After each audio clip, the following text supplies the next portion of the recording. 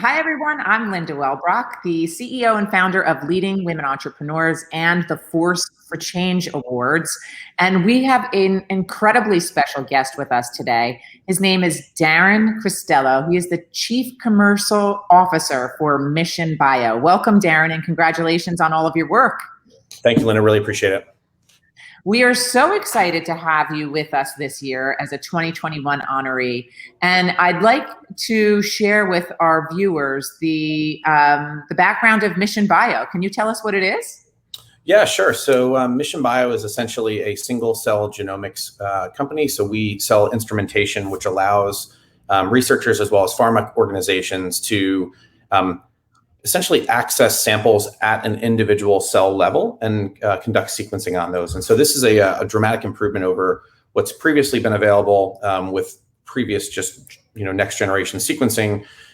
Essentially with that process, you get one sample and one result. And with more of a single cell approach, what we're able to do is take that one sample and essentially isolate individual single cells and then do the sequencing on those. And so it's a much higher level of resolution as well as sensitivity for customers in the research and pharma setting. Interesting. So what inspired you to take this role? Yeah, it's funny.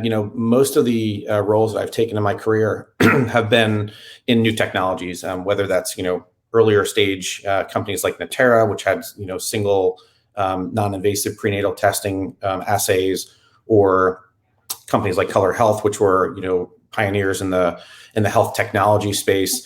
Mission Bio's platform allowing individual cell capture and sequencing is really such a dramatic step forward that I became really excited about that to move that into the clinic. So really develop this technology to allow patient access at some point in the future, particularly for identifying what's called minimal residual disease. So after a patient has been treated, identifying if there's any cancerous cells that are left in those particular patients, and this technology is especially equipped to do that very well. And so just being able to move this and see the benefit that it can have in patients, I think is the really exciting aspect.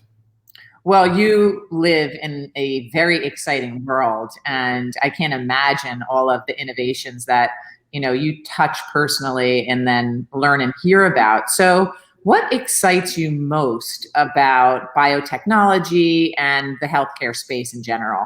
Yeah, sure. Well, I think, when I think about COVID in particular, COVID has done obviously a lot of negative things, and it was a tragedy on a lot of levels. But I think what it also has done is really reminded people of the need for science, and the investment and the excitement, I think, that's flowing back into science has been really exciting. And I think that is really going to allow us to utilize resources and come up with new technologies that are going to move the world forward in a really meaningful way. And when you think about just the whole COVID vaccine development process, was really truly amazing at what we could do in a really short period of time. And so I'm excited that the space and science in general are continuing to move forward at such a high level. And we have the commitment of scientists and researchers that are able to really uncover these new areas. And I think whether that's in the area that we were just talking about around human genomics, or even companies that are developing technologies to reduce greenhouse gases, these are all areas of science that are really going to impact our future. And I think that's really exciting to see that move forward. Yeah, I think the whole world's got a new perspective on science and just how innovative and effective it is. And the whole world also got a taste of what innovation and entrepreneurship is, because everybody had to start from a blank canvas. So it is a really exciting time. And again, we just applaud you for all of your good work. Let's talk about Indi Bio. And what is that? What's your role there? And what do you like about it? Yeah, sure. So Indi Bio is a venture capital organization that basically focuses on I would classify it as early stage companies. So we're an incubator. We have a location in San Francisco as well as New York.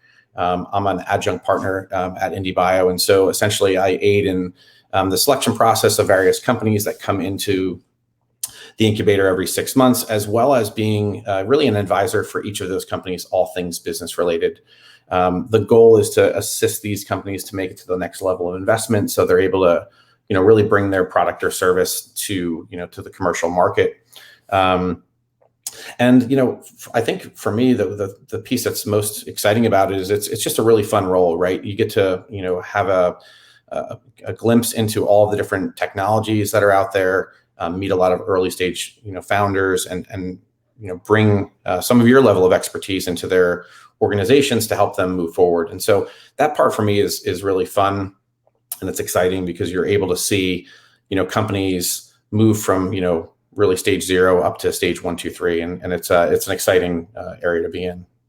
Well, it's a very important area to be in because funding and access to capital has been a challenge for all entrepreneurs since the beginning of time, especially female founders. So hopefully you've got a couple of them in there. You certainly do. Money is the fuel to our goals and our future. So without that, it's hard. And without the mentorship and the guidance, again, that just accelerates success. So I appreciate your work on that end. It's so important.